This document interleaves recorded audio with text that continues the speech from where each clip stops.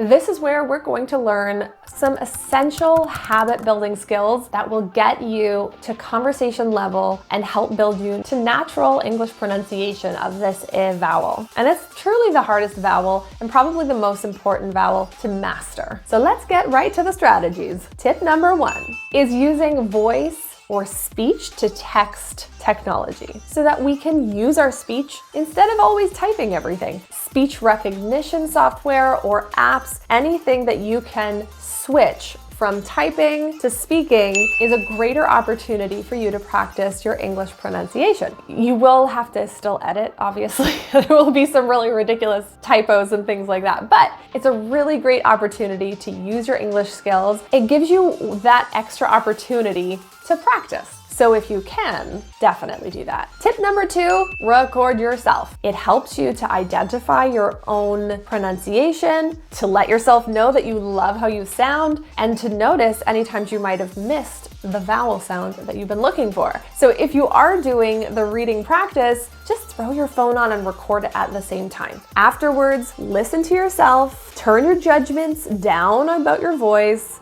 sounds fine, and read along as you're looking for the I sound. Are you having trouble with linking your words together? It's a really good way to analyze your own speech. And if you can read at a very quick level, then in conversation, it's going to be a lot easier because you're able to get that sound out quickly. Tip number 3 is use it. Literally use that I sound as much as physically possible in your day. It might mean that your early conversations are a little slower. It is difficult to find sounds as you're talking because it does require you to be intentional, and that does slow you down. If you feel uncomfortable speaking very slowly, then I would recommend talking to yourself a lot. Be your life's narrator, and that literally means narrate the things you're doing. So if you're getting dressed, you're going to go into your closet and say, I'm in the closet. I'm in the closet looking for my favorite pair of jeans. Where are they? Oh, they're in the cupboard. They're not in the closet. The point here is that you're focusing on your pronunciation and finding the I every time you speak. And the more you do that, the more natural and fluent and quicker you will be. Of course, you're not going to catch them all, and that's okay. It's just about catching what you can and noticing the words that you previously struggled with, and now you know what to do. So, yay for you. Tip number 4, have a phrase ready to go, ready in your head, and you're going to use it all day long as much as possible. Words like it or is are very common. So using a phrase like it is, and just saying it all the time, it's going to come up a lot. So focusing on your top 3 or even 5 words and having a phrase where you say it is or is it, as much as you can will help you keep your awareness up throughout the day because you're focused, you're intentional, and you're looking for those words. Trick number 5 is to have a really quick little sentence ready to go to repeat to yourself when you're doing mundane tasks. So for the I vowel, I would recommend a sentence like, this thing is tricky. This thing is tricky. Saying that to yourself, not with people around, obviously, but when you're on your own doing mundane tasks, whispering it to yourself, driving in your car alone, I don't know, doing dishes, really any task when you're alone and you feel comfortable to repeat it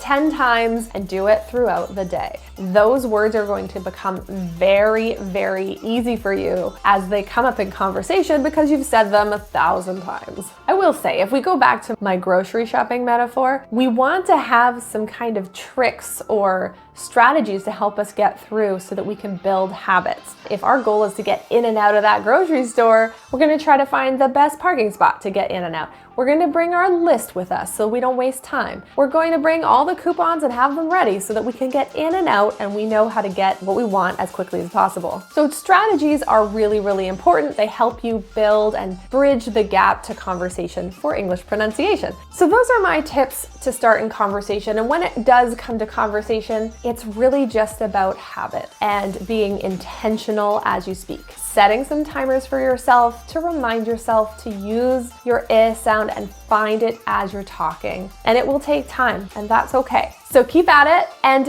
if you have any questions or are there any specific words you struggle with, feel free to comment down below. Who knows, I might be able to make you a video specifically about that particular word and help you out. And if the information in this channel has been at all valuable to you and you feel like it's been helpful, feel free to share it with a friend or family member that you know have very similar goals to you, and their goal is to increase their English pronunciation confidence. Share it with them. I know they're going to be super happy that you did. You're going to want to subscribe because you never know when I'm going to post the next lesson. So stick around, subscribe, then you'll actually know and you won't miss out, because you don't want to do that. You don't want to miss out. And when I have posted the next lesson, I'm going to put it here so you have a chance to move on to the next really, really important lesson in English pronunciation. So I'll see you there. Bye.